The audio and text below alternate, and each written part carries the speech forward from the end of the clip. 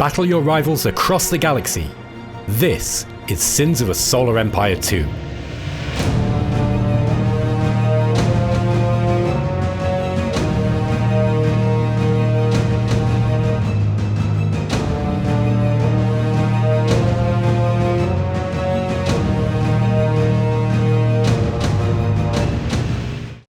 Sins of a Solar Empire 2 is a war-focused 4X game featuring mighty empires in conflict, battling one another for territory across space with fleets of advanced warships, constructing a strong industrial base, and defending these developed colonies from the predation of other less worthy rivals.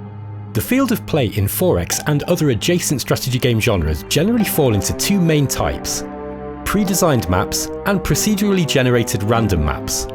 While each of these map types hopefully results in a satisfying game experience for the player, each has a different design philosophy. In this video, we're going to take a look at both types of map and the range of challenges they bring to the game.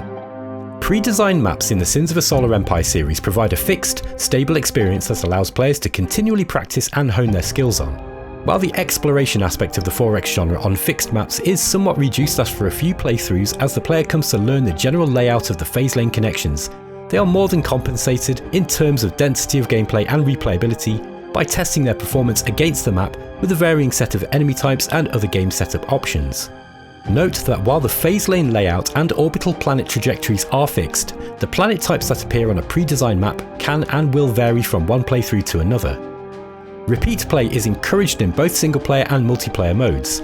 Solitary players and those teamed cooperatively against computer opponents can compete to defeat a varied range of challenges on a familiar map, gradually increasing the intensity of the challenge by changing classic AI difficulty settings, fixed enemy teams and their positioning, the orbiting planet setting, and more. Meanwhile, competitive multiplayer gamers generally appreciate a fixed and predictable set of gameplay conditions found with pre-designed maps for fairness and balance, allowing the best of the best to come out on top through mastering the map and their rivals in battle.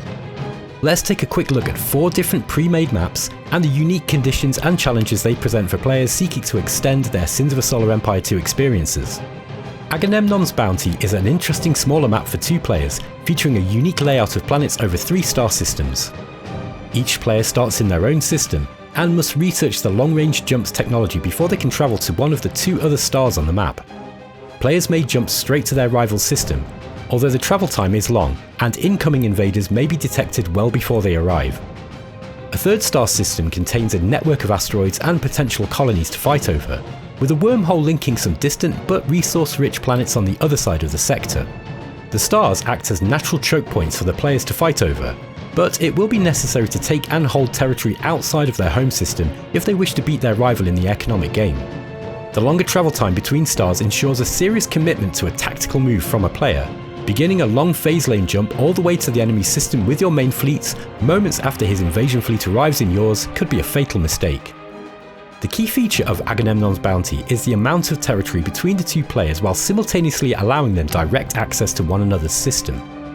This allows a potentially slower paced game than you'd usually see with a head-to-head match, where players have a wide variety of strategic options, with time to expand their economy and make exciting tactical maneuvers before duking it out for the win. To contrast, Synosian Rift is another 2-player head-to-head map with completely different gameplay.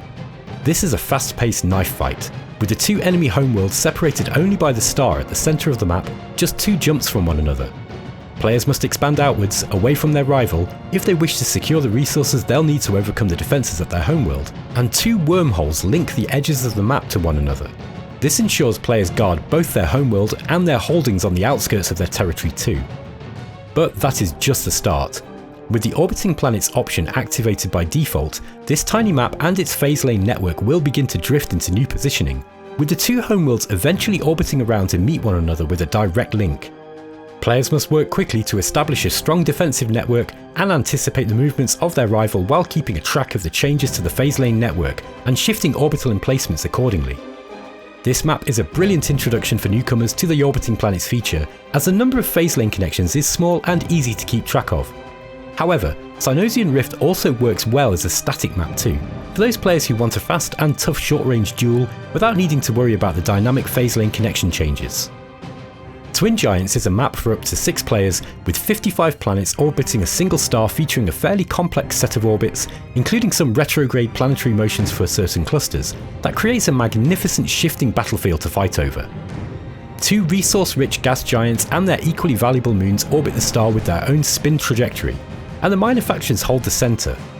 Meanwhile, each player's core starting system is more stable and holds together in place as it drifts towards its neighbours.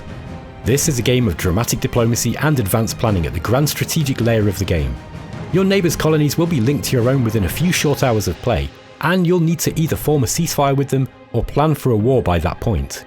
Teams may form, but such alliances are likely to be short-lived as each player drifts into or out of one another's sphere of influence as the game progresses. Careful use of the alliance lock duration timer, alongside the future orbits function, can ensure ceasefire agreements last only as long as they're needed.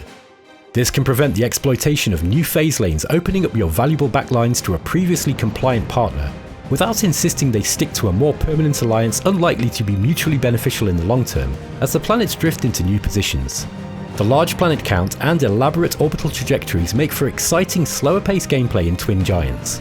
You must consider careful expansion of colonies with a mind for future positioning, sound economic development in the pursuit of your longer-term strategic aims, cunning and conniving diplomacy with neighbours old and new jostling for position alongside the shifting game map, and all punctuated by periods of brutal and devastating warfare that so defines Sins of a Solar Empire 2. The mighty Ashred is a very large map for up to 8 players, with 99 planets and several concentric rings of opposing orbits, with a ring of resource-rich planets circling the star, and each player starting with a substantial core of more stable worlds. Ashred's size demands careful knowledge of the game's systems, with a wide variety of potential strategies available to take advantage of the many expansion options in the early game. Ashred also has a twist.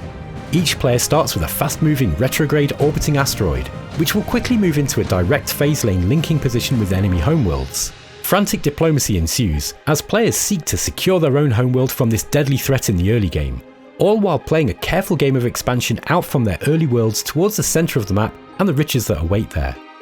With a map this size, holding on to territory gained can be difficult, and trading planets taken in raids to others better able to keep them can be a valuable diplomatic tool, while crossing the territory of another to reach a target can both make and break pacts between wary adversaries, hoping to gain a foothold against the many threats. Ashred's unique shape and layout makes this a fantastic map for fixed team games too, with different players in a team taking on different roles, whether working to build a strong economy or dedicating resources into building fleets to pressure the other team with early raids. Finally, Sins of a Solar Empire 2 also features a series of classic procedurally generated map setup options, from very small to very large, that are a core staple of the 4X genre. These random maps change with each match and are naturally less balanced for multiplayer games, yet designed to be fully playable in competitive games nonetheless. However, where these maps really shine is in single player and cooperative games versus the AI, where less predictable planet layout creates interest and natural challenge from game to game, and players who love to explore will find much excitement in discovering all the map has to offer before they go on to plan their victory against the rival empires they'll find along the way. Whether you're playing with pre-designed or randomly generated maps, Sins of a Solar Empire 2 provides a huge range of unique gameplay experiences and endless replayability. How will you conquer your rivals?